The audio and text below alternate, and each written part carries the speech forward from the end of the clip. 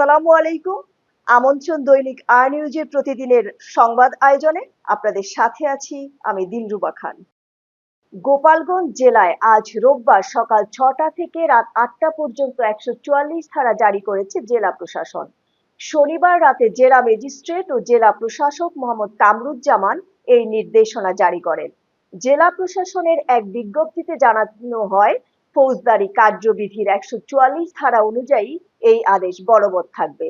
এ সময় জেলার যে কোনো স্থানে সভা, মিছিল বা জনসমাবেশ নিষিদ্ধ থাকবে।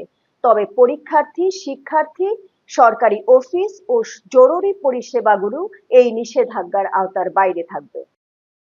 ওয়াশিংটনের গোলামি করার জন্য ২৪-এর গণ অভ্যুত্থান হয়নি বলে মন্তব্য করেছেন বাংলাদেশ খেলাফত মজলিসের আমির মামুনুল হক।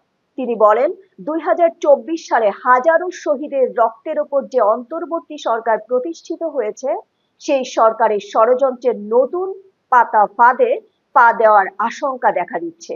২০২৪ সালে দলীয় গোলামির শিকল ভেঙে খান খান করেছি। মামুনুল হক বলেন, অন্তর্বর্তী সরকার প্রধান ডক্টর ইউনূসকে আমরা স্পষ্ট বার্তা দিতে চাই, জাতিসংঘের মানবাধিকার কমিশনের অফিস প্রতিষ্ঠার মাধ্যমে বাংলাদেশে ওয়াশিংটনের আধিপত্য প্রতিষ্ঠার যে কোনো ষড়যন্ত্র রুখে দেওয়া হবে। গোপালগঞ্জে জাতীয় নাগরিক পার্টির জুলাই পদযাত্রাকে ঘিরে সহিংসতায় জড়িত থাকার অভিযোগে 4টি মামলা দায়ের করা হয়েছে। এ মামলাগুলোতে আওয়ামী লীগ, যুবলীগ ও ছাত্রলীগের নেতাকর্মীদের নাম উল্লেখ সহ মোট ৩,০০৮ জনকে আসামি করা হয়েছে। শনিবার দুপুর পর্যন্ত আইন শৃঙ্খলা বাহিনী ৩০৬ জনকে গ্রেপ্তার করেছে। সংঘর্ষে নিহতের সংখ্যা বেড়ে দাঁড়িয়েছে ৫ জন। বিএনপির মহাসচিব মির্জা ফখরুল ইসলাম আলমগীর বলেছেন, ১৯৭১ হচ্ছে আমাদের মূল কথা, স্বাধীনতার যুদ্ধ আমাদের মূল কথা, ওখানে কোনো কম্প্রোমাইজ নেই। গণতান্ত্রিক ব্যবস্থায় আমাদের কোনো কম্প্রোমাইজ নেই। আমরা অবশ্যই গণতন্ত্রে বিশ্বাস করি এবং গণতন্ত্রই চাই। গতকাল শনিবার প্রেস ক্লাবে এক আলোচনা সভায় মির্জা ফখরুল কথা বলেন।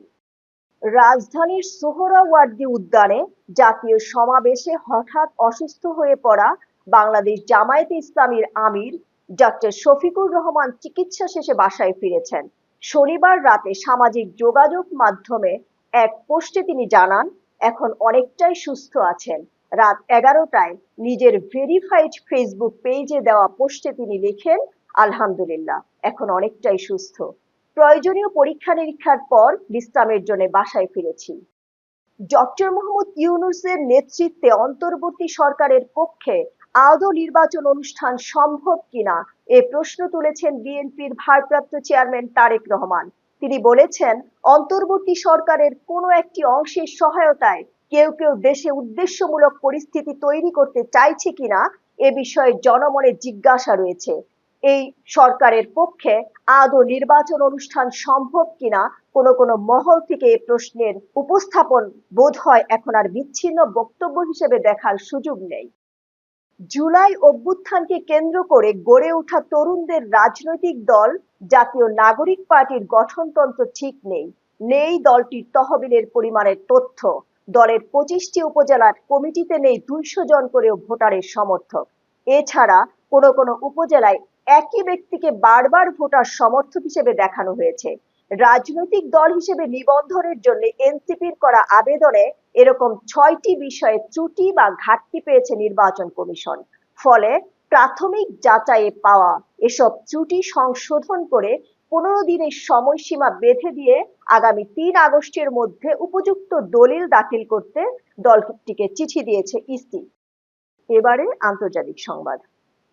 দীর্ঘ 20 বছরের বেশি সময় কোমায় থাকার পর মারা গেলেন সৌদি আরবের ঘুমন্ত রাজপুত্র হিসেবে পরিচিত প্রিন্স আল ওয়ালিদ বিন খালেদ বিন আল তালাল আল সৌদ। শনিবার রিয়াদের কিং আব্দুল আজিজ মেডিকেল সিটির নিবিড় পরিচর্যা কেন্দ্রে তার মৃত্যু হয়। মৃত্যুকালে তার বয়স হয়েছিল 36 বছর।